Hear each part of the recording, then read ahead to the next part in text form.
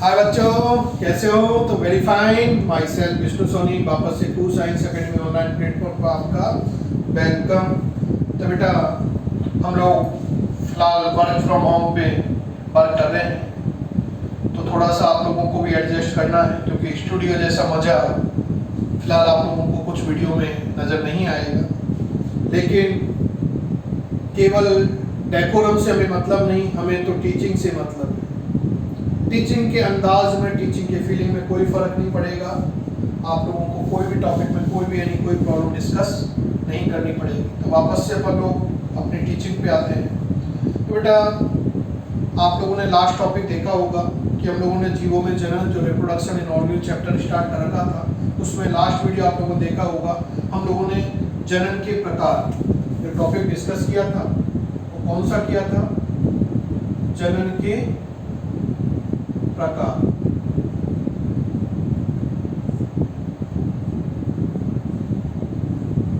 Types of reproduction. जनन के प्रकार, टाइप्स ऑफ रिप्रोडक्शन की बेटा बात करें तो हम लोगों ने देखा था कि जीवों के अंदर दो प्रकार का जनन होता है। पहला होगा अलैंगिक जनन, एसेक्सुअल रिप्रोडक्शन, और दूसरा पर लोगों ने डिस्कस किया था लैंगिक जनन। एक था आप लोगों के अलैंगिक जनन, एसेक्सुअल रिप्रोडक्शन, और दूसरा कौन सा था आप लोगों के? Sexual reproduction. दो प्रकार के जनन की बेटा अपन लोगों ने बात की थी। कुछ प्रॉपर्टी अपन लोगों ने उनके बारे में डिस्कस की थी, और लास्ट टाइम अपन लोगों ने उसमें बोला भी था कि हम लोग नेक्स्ट वीडियो के अंदर इनके बारे में कंपैरेटिव स्टडी करेंगे। तो आज अपन लोग जो टॉपिक स्टार्ट करने वाले हैं बेटा, वो टॉपिक आपके कौन सा है कि भाई अलैंगिक जनन और लैंगिक जनन जो होता है उसमें क्या अंतर होते हैं, क्या डिफरेंसेस है। तो नेक्स्ट टॉपिक आप लोग क्या बनाओगे? अलैंगिक जनन एवं लैंगिक जनन में अंतर। क्या बनाना आप लोगों को? अलैंगिक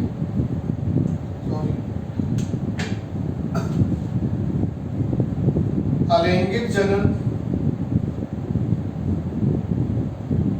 एवं लैंगिक जनन में अंतर। इंग्लिश में यदि नोट करना है तो differences between asexual and sexual reproduction. Note कर लिया? इसमें आपको क्या करना बेटा, जब भी अपन लोग डिफरेंसेस लिखेंगे तो यहाँ पर फिलहाल हम लोग जो डिफरेंसेस हैं उनको टू कॉलम में डिस्कस करेंगे। वन साइड आपकी कौन सा नोट करना है? अलैंगिक जनन, और सेकंड साइड क्या नोट करोगे? लैंगिक जनन। चलिए नोट। आगे बेटा आप लोग समझते हुए भी चलो और उसको नोट करते हुए भी चलना। फर्स्ट बेटा अपन लोग जो बात कर रहे हैं वो क्या कर रहे हैं कि डेफिनेशन के बेस पर भी इन दोनों टाइप के रिप्रोडक्शन में हम लोग डिफरेंस नोट कर सकते हैं। हम लोगों ने कहा था कि ऐसा जनन जो अलैंगिक रचनाओं के द्वारा संपन्न होता है उस जनन को अलैंगिक जनन कहा जाता है, और जो जनन लैंगिक रचनाओं के द्वारा संपन्न होता है उस जनन को लैंगिक जनन कहा जाता है। तो पहला अंतर क्या लिखें? यह है अलैंगिक रचनाओं के द्वारा, यह अलैंगिक रचनाओं के द्वारा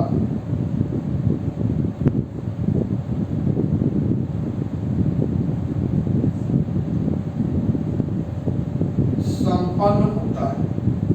ये किसके द्वारा का होता है? कंप्लीट एसेक्सुअल यूनिट के थ्रू कंप्लीट होता है। जबकि इधर बात करें बेटा अपन लोग तो यह है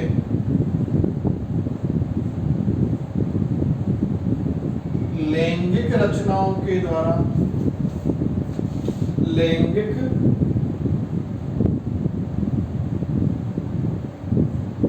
रचनाओं के द्वारा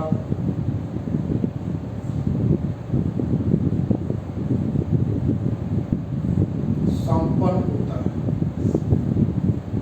इसके द्वारा कंप्लीट होगा? लैंगिक रचनाओं के द्वारा संपन्न होता है। दूसरे डिफरेंस की बेटा बात करें तो अपन लोगों ने कहा था कि अलैंगिक जनन होता है, ये अलैंगिक जो जनन होता है ये जनन की तीव्र विधि होती है। कैसी विधि होती है? तीव्र विधि होती है। तो यह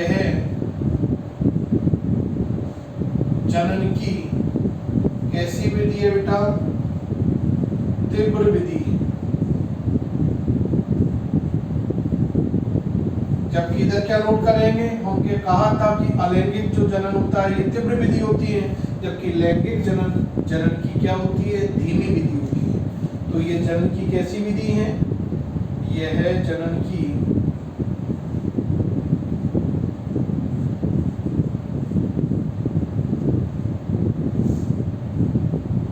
धीमी विधि है। यह जनन की कैसी विधि है, धीमी विधि है। आगे नेक्स्ट डिफरेंस की बेटा बात करें तो नेक्स्ट डिफरेंस भाई ये फास्ट मेथड है, वो स्लो मेथड है। क्यों, क्या रीजन है ऐसा, तो उसका रीजन हम लोगों ने कहा था कि ये जो होती है वो एक जन की होती है, यहाँ सिंगल पेरेंट ही भाग लेता है रिप्रोडक्शन में, जबकि यहाँ दो पेरेंट्स भाग लेते थे, मेल और फीमेल दोनों का होना जरूरी था। तो यह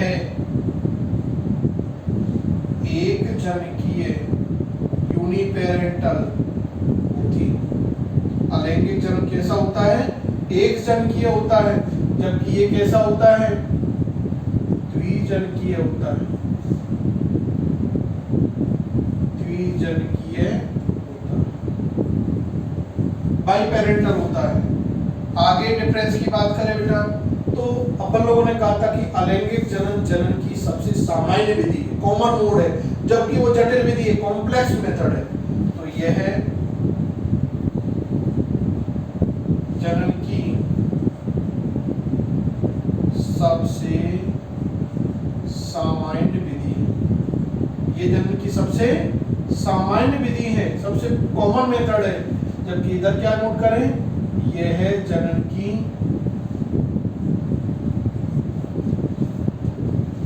जटिल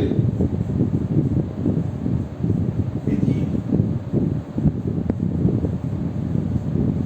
आगे बेटा डिफरेंस जो बात करते हैं वो डिफरेंस अपन लोग डिस्कस करते हैं कि अलैंगिक जनन जो होता था वो अलैंगिक जनन जिन कोशिकाओं में होता था उन कोशिकाओं को कायिक कोशिकाएं कहा जाता था, और लैंगिक जनन जिन कोशिकाओं में होगा या शरीर की जिन रचनाओं में होगा उनको जनन रचना या जनन कोशिकाएं कहा जाता है। तो यह है कायिक कोशिकाओं में जो सोमेटिक सेल होती हैं उनके अंदर कायिक कोशिकाओं में संपन्न होता है।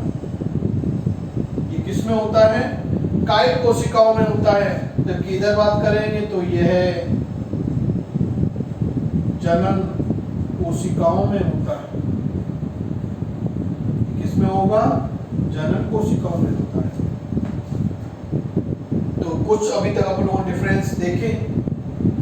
आगे डिफरेंस की बात करें बेटा अपन लोग तो नेक्स्ट डिफरेंस आप लोगों के आता है कि कायिक कोशिकाओं में होता है तो कायिक कोशिकाओं में कौन सा विभाजन होगा, तो समसूत्री विभाजन होता है। जबकि जनन कोशिकाओं के अंदर हम लोगों ने बोला था कि इसमें कायिक कोशिकाओं के समान समसूत्री विभाजन भी होता है और जनन कोशिकाओं में एक विशेष प्रकार का विभाजन अर्धसूत्री विभाजन भी होता है। तो दोनों विभाजन होते हैं। तो अलैंगिक जनन करने वाली जो कोशिकाएं होती हैं इनमें समसूत्री विभाजन पाया जाता है। कौन सा डिवीजन होगा, माइटोटिक डिवीजन होता है, समसूत्री विभाजन होता है। जबकि लैंगिक जनन करने वाली कोशिकाओं में या लैंगिक जनन के अंदर समसूत्री एवं अर्धसूत्री, माइटोटिक और मियोसिस अर्धसूत्री दोनों प्रकार के विभाजन होते हैं, दोनों प्रकार के विभाजन होते हैं।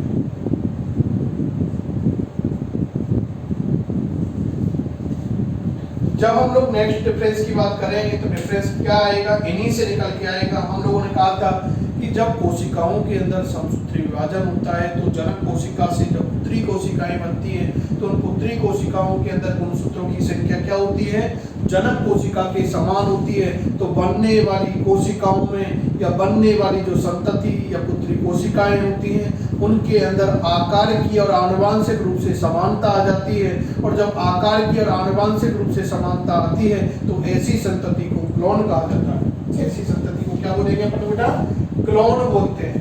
तो नेक्स्ट डिफरेंस, इनको मैं यहाँ से क्लिक कर रहा हूँ। स्पेस चाहिए। आगे देखें तो यहाँ अपन लोग बेटा सेवेंथ डिफरेंस किसके बेस पर बात कर रहे हैं कि इस जनन के दौरान क्या होता है, क्लोन का निर्माण। इस जनन के दौरान क्या होगा, क्लोन का निर्माण होता है। जबकि लैंगिक जनन के दौरान बनने वाली जो संतति कोशिका होती है उनके अंदर हम लोगों ने देखा था अर्धसूत्री विभाजन होने के कारण बनने वाली पुत्री कोशिकाओं में संततियों के अंदर गुणसूत्रों की संख्या जनक के समान नहीं होती है। जब जनक के समान नहीं होती है तो बनने वाली संतति क्लोन नहीं कहलाएगी। तो यहाँ पर लोग क्या लिखते हैं कि लैंगिक जनन के दौरान क्लोन का निर्माण नहीं होता है, कभी भी नहीं होगा। आगे पर लोग बेटा बात करें कि क्लोन के निर्माण की बात करें पर लोग तो हम लोग नेक्स्ट डिफरेंस किसके बेस पर बात कर रहे हैं कि बेटा अलैंगिक जनन के अंदर हम लोगों ने देखा था कि भाई क्या भी नहीं होगा, क्या नहीं होगा, युग्मकों का निर्माण भी नहीं होता है। तो इस प्रकार के जनन में युग्मकों का निर्माण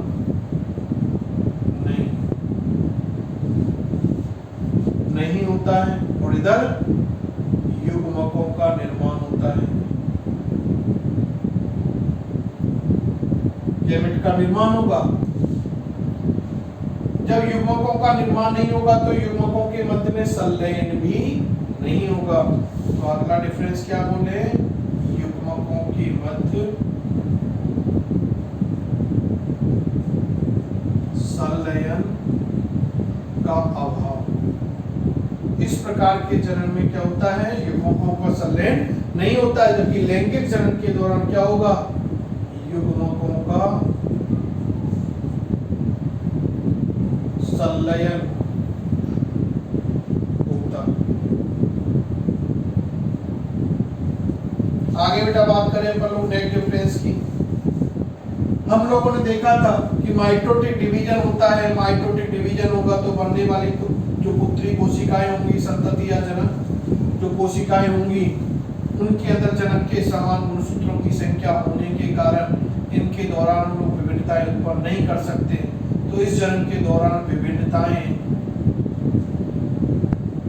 इस जनन के दौरान आगे के पॉइंट लिखते हुए चलना, आप लोग बेटा मैं बोलते हुए चल रहा हूँ, इस जनन के दौरान विभिन्नताएं उत्पन्न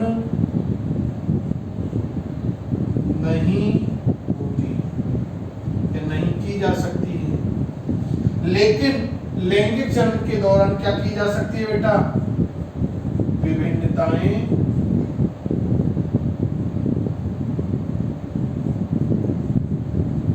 उत्पन्न की जा सकती है। वेरिएशन क्रिएट कर सकते हैं अपन लोग, क्योंकि वहां क्या आएंगे, बनने वाली संतति कोशिकाओं के अंदर गुणसूत्रों की संख्या जनक के समान नहीं होती तो विभिन्नताएं आएंगी, अंतर आएंगे। अपन लोग देखें, अपन लोग 100% अपने माता पिता के इक्वल नहीं होते। कोई भी जनरेशन मेरे को दिखा दो जिसके अंदर लैंगिक जनन होता है वो 100% क्या हो, पेरेंट्स के इक्वल हो, ऐसा कभी भी पॉसिबल नहीं होगा, क्योंकि कुछ ना कुछ उसके अंदर वेरिएशन आएंगे। ये सेक्सुअल रिप्रोडक्शन का एक कैरेक्टर भी है। तो विभिन्नताएं उत्पन्न होती हैं। जब विभिन्नताएं उत्पन्न होती हैं या नहीं होती, तो जब विभिन्नताएं उत्पन्न नहीं होंगी तो अपन लोगों ने कहा था कि विभिन्नताएं उस विकास का आधार होती है। किसी भी जीव के विकास का उसको आधार माना गया है। तो ये क्या है, अलैंगिक जनन उद विकास में सहायक नहीं होता है। जबकि ये क्या होगा बेटा, लैंगिक जनन उद विकास में सहायक होता है, सहायक होगा। तो ये डिफरेंसेज होगा आपका। नेक्स्ट डिफरेंसेज की बेटा बात करते हैं। तो डिफरेंसेज क्या है बेटा, जब आप लोग एनसीईआरटी को ओपन करोगे तो एनसीईआरटी के अंदर जब ये चैप्टर फिनिश हो रहा होगा तो वहां आपके क्वेश्चंस दिए हुए हैं। उन क्वेश्चन में एक क्वेश्चन दिया हुआ आप लोगों के कि अलैंगिक जनन और लैंगिक जनन में से जनन की सबसे अच्छी विधि किसको बताया गया और क्यों। तो जनन की सबसे बेस्ट मेथड कौन सी आपके, लैंगिक जनन। उसका रीजन, उसका आंसर तो क्या हो गया, उसका लैंगिक जनन है। सबसे अच्छी विधि मेथड कौन सी है? लैंगिक जनन है। लेकिन क्यों, वाई, क्या रीजन है ऐसा? तो उसका रीजन हम लोग बोलते हैं कि लैंगिक जनन के दौरान उत्पन्न होने वाली संतति के अंदर विभिन्नताएं आती हैं और विभिन्नताएं उस जीवधारी को सर्वाइवल करने के लिए, जीवित बनाए रखने के लिए बहुत आवश्यक है। वो अपना विकास तभी कर पाएगा जब उसके अंदर वेरिएशन हो। तो मोर सर्वाइवल बनाने के लिए उसके अंदर वेरिएशन का आना जरूरी है। इसलिए उसको सबसे अच्छी विधि माना गया है, क्योंकि इस विधि के दौरान हम लोग क्या कर सकते हैं? विभिन्नताएं जीवों के अंदर उत्पन्न कर सकते हैं। तो यह है जनन की